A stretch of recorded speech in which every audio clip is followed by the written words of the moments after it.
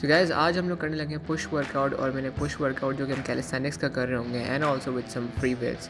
So let me take you through my workout. So will start with the warm up. Will do straight jumps, hops and cross jumps.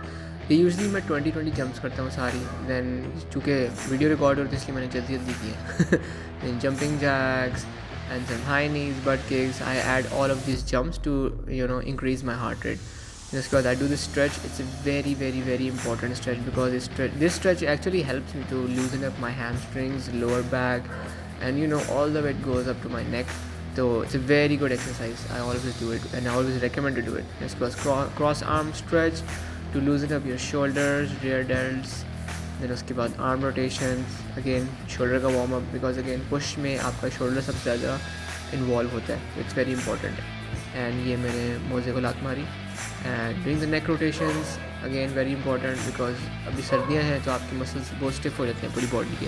It's very important to loosen up all the muscles specially the wrists क्योंकि all the push movements it requires you to put your wrist on the ground. तो इसलिए it's very important.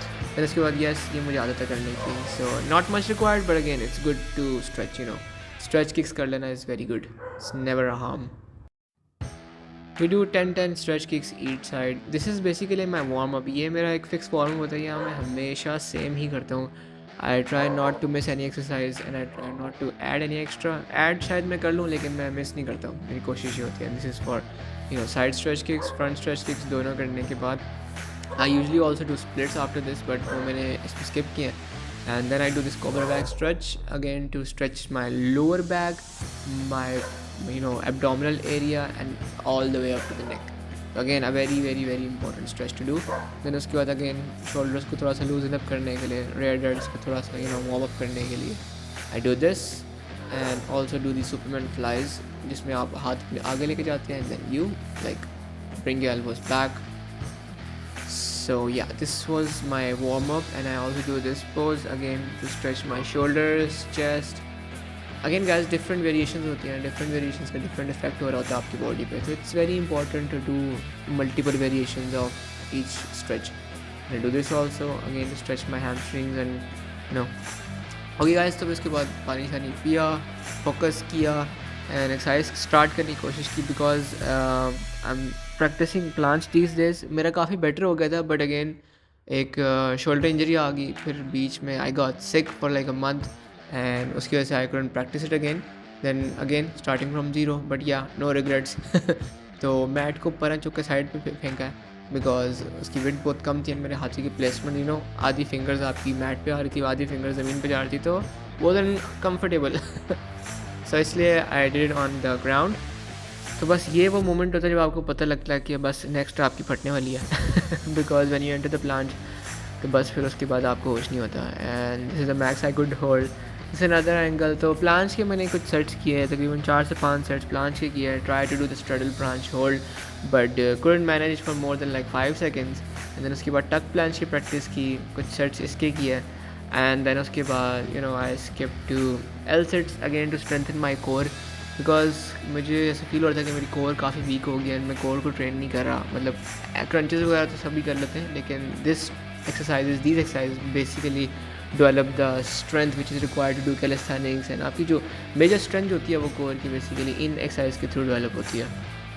The next exercise was pseudo push-ups. Pseudo push-ups, one of my favorite push-ups variation. It helps you in unlocking the planche.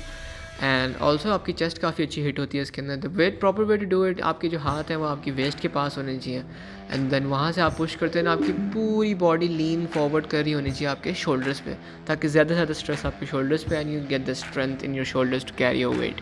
And आपके जो पाँव के ऊपर wait जो है ना वो मिनिमम होना चाहिए in this. So we did like 10 reps of 3 to 4 sets इसके किए. देन उसके बाद we shifted to our favourite hand stand pushups. So या इसके अंदर मैंने थोड़ा वाइड एंगल यूज़ किया तभी पिक्सल्स थोड़े से ड्रॉप हो गए. सो बिकॉज मेरी टांगे कैमरा से ऊपर निकल गई थी. So we did this. couldn't get the perfect angles and perfect reps because again tired body काफ़ी tired हो गई थी पीछे टक प्लांचेस और वो सारा कुछ सूडो पुशअप्स करने के बाद.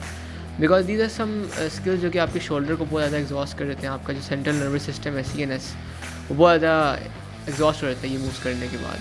So and then yeah, we did some strength exercises like dips and dip से कुछ सेट्स किए and again making sure that I am doing with the right form, because ये इस तरह की एक्सरसाइज है जो कि आपके अगर आप गलत एंगल से करो तो आपका शोल्डर डैमेज हो सकता है, इंजरीज हो सकती हैं.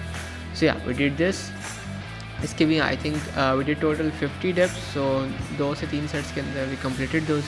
डिफरेंट एंगल्स यूज़ किए हैं ताकि आप लोग बोर ना हो. पंप अच्छा हो गया था, थोड़ा फ्लेक्स मार लिया. Then we did the last set of the dips and थोड़ी लाइट साइड भी डिम कर ली थी बिकॉज यू नो थोड़ा शशका भी होना चाहिए. कटिंग शटिंग दिखती है तो थोड़ा मोटिवेशन आती है आपको वर्कआउट करते हुए. So yeah, I did some dips in the end, and yes, you can see the saturation in my chest and shoulders. I mean upper body तो हमेशा की तरह ही always shredded.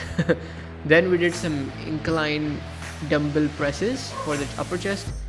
इसके कुछ sets किए, 3 sets of 10 to 12 reps, making sure having a good posture, elbows 45 degrees के angle पे bend हैं, chest popped out. Then we move to the next exercise, which is again this.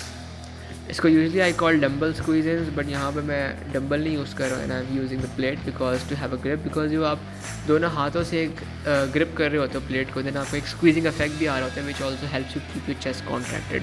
So this is the last exercise and मेरी battery भी ख़त्म हो गई थी videos बना के क्योंकि मैं चार्जर नीचे नहीं लेकर आया था. सो या this was my chest workout guys.